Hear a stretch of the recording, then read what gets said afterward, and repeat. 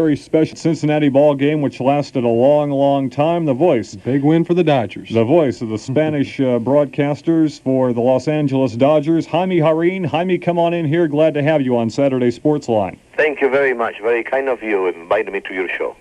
Well, I'd like to ask you, first of all, has Fernando become less self-conscious in his off-field public appearances? I know that sometimes he will repeat phrases unintentionally in English simply because he is nervous.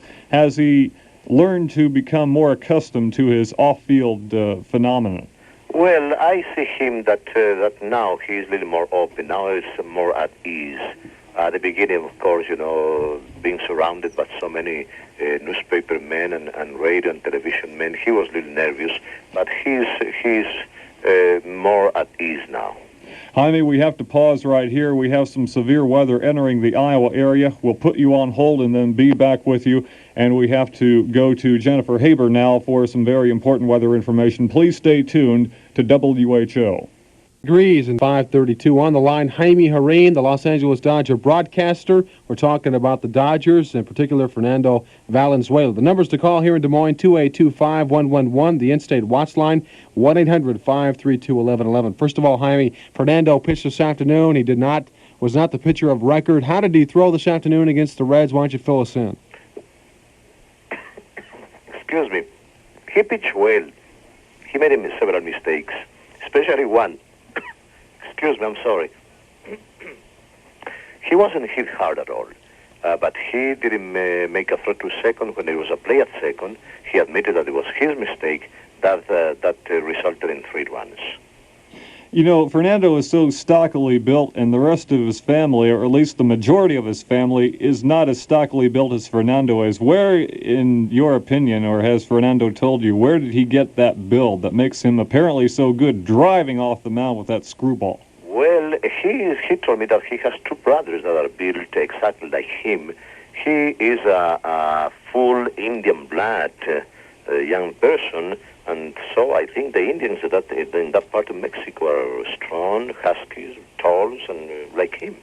Jaime, does he have a trouble adjusting to Major League Baseball, especially the players, and getting along with the teammates, not being able to speak English, or at least not very well? Has that posed a problem for him? No, I don't think so. He gets along very well with everybody. Let's say that everybody has adopted him, especially Reggie Smith, Steve Garvey, Jerry Royce. They are taking care of him. So he speaks Spanish with Manny Mota, with Pepe Frias, Pedro Guerrero, my nice social who speaks some Spanish, and the trainer, Paul Padilla, speaks Spanish, and Lasorda speaks Spanish. So there is no problem at all. Back up to the pitching mound, Jaime. In your opinion, does Fernando have a sufficient number of pitches in case someone figures out that screwball and how he throws it? Do you think Fernando can adapt his pitching to the kind of hitters that are up there? Yes, he has been doing that. He hasn't been successful just because of the screwball. Take Mike Ivey, for instance, in Houston. In the second game over there, he struck him out twice with a fastball, because most of the hitters are waiting for the screwball, and when realize it comes a fastball. So he has a great control of 5 pitches: a fastball, a curveball that's very, very successful against right-handers, because against left-handers. The screwball against left-handers is not so effective, so he uses the curveball against left-handers. He has a very good curveball, and he has 2 types of screwballs. And he has command on all those 5 pitches. In his last 2 outings, Fernando has had kind of a shaky start. He lost the ball game today. He had no decision and got himself into trouble and was pulled out of the ball game. Do you think he might be losing a little bit of confidence? Maybe the stardom and everything is now starting to fade away a little bit, and he's now realizing, and some of the teams are starting to catch up with his style of pitching? I don't think so, because even today he wasn't hit hard at all. The thing is that at the beginning, the entire team was playing great behind him, and he admired that, and he thanked for that. The infield especially was making the plays. They were playing great behind him. In the last 2 games, they have been not too well. Like today, for instance, there were 3 or 4 balls that should have been caught. They didn't play well behind him, and he made a big mistake. It was a play at second before pitching to Mario Soto, and he forgot completely. That's why nobody was covering first. So he accepted it was his mistake that led to 3 runs in that inning. So he hasn't been hit hard, so that means that he is pitching the same way that he has been pitching successfully. But now they are not making the plays for him. Numbers to call here if you want to talk to Jaime Jarrin, the Spanish language broadcaster for the Los Angeles Dodgers. Local line 282-5111, and the toll-free Watts line for the state of Iowa, which is 1-800-532-1111. A few days ago, Jaime, I noticed a picture in the Los Angeles Times of Fernando soaking his elbow in an ice tub, and that was a very great concern to me because I remember Sandy Koufax almost every game had to do that, and he finally quit in 1966 saying, well, I don't want to tear my arm up anymore. What kind of stress is being put on that arm when Fernando delivers the pitches? Do you think his arm is holding up? Oh, yes. He doesn't put any stress on his arm because of the screwball. As Carl Havel said, it looks like Fernando Valenzuela has the anatomy, has his body made to pitch the screwball. He believes and he tells that he feels more stress when he throws a fastball instead of a breaking ball or a screwball. The eyes after each game, that's common with every pitcher now, at least at the Dodgers. Jerry Royce has eyes after the game. Hutton the same thing. How everybody is doing that just to have less pain the following day. Nothing to do with the stress on the arm. Fine, that reassured me just a little bit. Also, I noticed that some more of the south of the border fans for the Dodgers are coming up and watching the games in Los Angeles, and I guess attendance, which has always been good in Los Angeles, is just that much better because you do have some people south of the border coming up to watch the Dodgers. Yes, we have noticed a great increase in the attendance of the Spanish-speaking people in Los Angeles. Of course, we have over 2 million Spanish-speaking people already living in Southern California, but we have noticed that lots of people coming from south of the border. They try to find out when he's pitching, and Mexican Airlines and Greyhound, they tell us that they have reservations in groups of 25, 30, 40 people that are coming from Tijuana, from Mexicali, from Mexico City, are groups of people, wealthy people coming to see Fernando Valenzuela. The great actor Cantinflas made a specific trip to see Valenzuela pitch, and yes, we have noticed a big increase in the attendance of the Spanish-speaking people. Jaime, you've been broadcasting Dodgers games for a long time. Compare Fernando Valenzuela to other pitchers, great pitchers you've seen, Koufax, Drysdale, those type of pitchers. How does he stack up? Well, I will say that the Valenzuela thing is something exceptional. Of course, Sandy Koufax was extremely popular. He was a superstar. But, the fact that Koufax was with us for 4 or 5 years before he became such a big star, that, you can compare with what Valenzuela is doing, not only in Los Angeles, but all over the country, and from one day to another, from in a matter of hours, let's say. He has been very lucky, of course. He came to the Dodgers last year when we had 55,000 people at the ballpark every day in that great series against Houston. And he came into the ball game in a very critical situations. And he came through, he pitched beautifully. Then this year, he wasn't supposed to pitch the opening game. Royce was supposed to pitch, and he gets sick. Then Hutton was supposed to pitch, and he is unable to answer the bell. And so comes Valenzuela. And that was the beginning of something that I have never seen before. Believe me, wherever we go, Montreal, New York, Philadelphia, San Francisco, San Diego, Houston, where we have been already, the people are crazy about him. The press is unbelievable. Yes, it is, and that's certainly why we wanted to get you on to talk about Fernando Valenzuela so we can have a piece of that Fernando pie ourselves. I wonder, I think he gets more attention up here than he does down in Mexico, but on the other hand, it's more tranquil down in Mexico. I know the people are rooting for him down there as well, but... Well, in Mexico, they are very interested in him. That's because, we have today, for instance, our game was carried by 35 radio stations in Mexico. We cover all Mexico, so I thought we had probably 50 million people listening to the game today. Television was to Mexico today, and so all the newspapers from Mexico City that will come to Los Angeles, I see pages and pages and pages of Valenzuela. Do you ever sense, Jaime, that Fernando misses Mexico and the kind of life he led down there? No, I don't think so. I told him one day, Fernando, you are living alone here in Los Angeles. Why don't you bring a brother of yours to live with you, to be with you? And he said, Jaime, I started when I was very young. When I was 13 years old, I was already working. I was helping to support my family. He's only 20 years old, but I think, he has the mentality of a 28 or 30-year-old person because he grew up very fast. He's a very older 20-year-old guy. He started working when he was 13 years old. He quit school when he was in the 7th year. Then he said, in the last 4 years, while I was pitching in the Mexican League, I have been living alone in hotel rooms, traveling by buses. In Mexico, in the Mexican League, they travel 38 and 40 hours. From instance, from Monterrey to Yucatan, it's a 38-hour trip that they have to take. And he said, I don't miss anything. I am alone. I was alone there, and I am like that here. That's why he doesn't go out very much. He's extremely shy. He stays in his room. He likes to watch TV a lot. He likes to read the Spanish papers, Spanish-speaking papers, or the Mexican papers, and he likes cartoons. And he's very, very shy, but very nice. I haven't seen him, reject an autograph question or things like that. He is fantastic, and I haven't seen him change at all. Jaime, I understand that at least the Los Angeles Times report indicates that down in Mexico, Fernando does have a girlfriend. Do you know of anything about that? She was in Los Angeles a few days ago.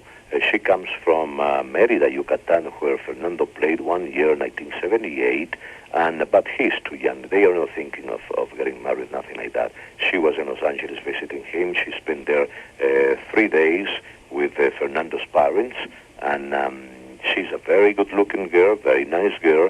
She's becoming a teacher next Friday. She will get her diploma, but I don't think that they are thinking marriage because he's only 20 years old. Well, it's good to know that Fernando isn't completely alone. He has you to talk to, his girlfriend, of course, the people on the Dodgers that speak Spanish. Numbers to call here if you want to talk to Jaime Jarrin, the Spanish-language broadcaster for the Los Angeles Dodgers. Metro line is 282-5111, and the toll-free Watts line for the state of Iowa is 1-800-532-1111.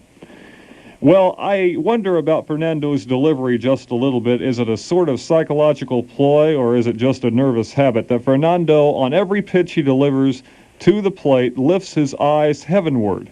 Have you noticed that? Yes, of course, we have noticed that. I have asked him, and he said he doesn't know. He can't explain why he does that. He looks at the tip of his cap, and then he looks at home plate, but he said that's the way that he has been pitching every time. And it's just some sort of nervous habit that he's picked up and acquired. Yeah, I don't know if it's nervous, just the way that he does.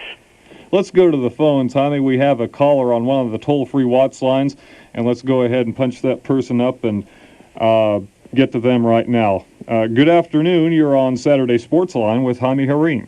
Yeah, I was watching the game this afternoon and had a question concerning the play that was made where he threw the ball to first and there wasn't a man covering, and it resulted in the 3 runs.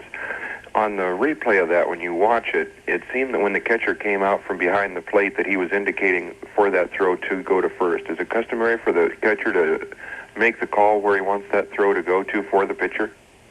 Yes, it is customary for the catcher to tell whoever is fielding the ball to throw to certain base. So while Fernandez made the throw, really the call to make the throw did come from the catcher then, didn't it? I don't know if Sosha asked him to throw to first. I don't know. In the press conference after the game today, Fernando said that he made a mistake. He was supposed to throw to second instead of to home plate. That's why the second baseman, Thomas, was ready to cover second base, and nobody was covering first. So instead of throwing to second, he threw to home plate. Then, of course, when he fielded the ball, he knew that somebody has to be at first, and he threw to first. Mm-hmm. I was just wondering. It seemed like on the replay that I did notice the catcher making a motion towards first, and so I just wasn't sure. I didn't notice that, and with nobody asked him, I don't know if Sosha told him to throw to first. Yeah.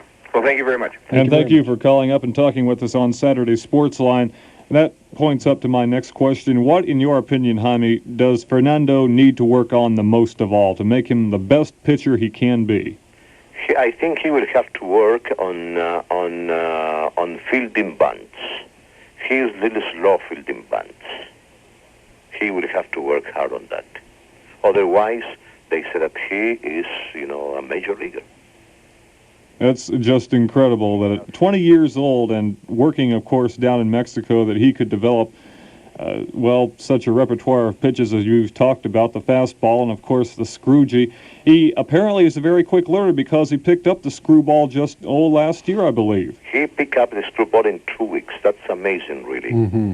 Usually they say it takes about 2 or 3 years to learn to throw the screwball and to master the pitch. It's amazing. In less than a season, he did it. Jaime, didn't a Dodger pitcher teach him the screwball? Yes, Babo Castillo is the one that taught him how to throw the screwball.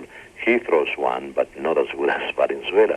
And 1979, when they went to the Instructional League in Arizona, Babo started teaching him, and in 2 weeks he picked it up and started throwing on the strike zone. What kind of a young man is Fernando Valenzuela? When he built up such a record, he outwardly appeared to be very modest, very calm about the whole thing, and then when he lost that one game, outwardly once again, he appeared to be very modest, very calm, taking it all in stride. Is he actually that way, or is he an intense competitor? Just what kind of a young man is Fernando? He is very, very calm.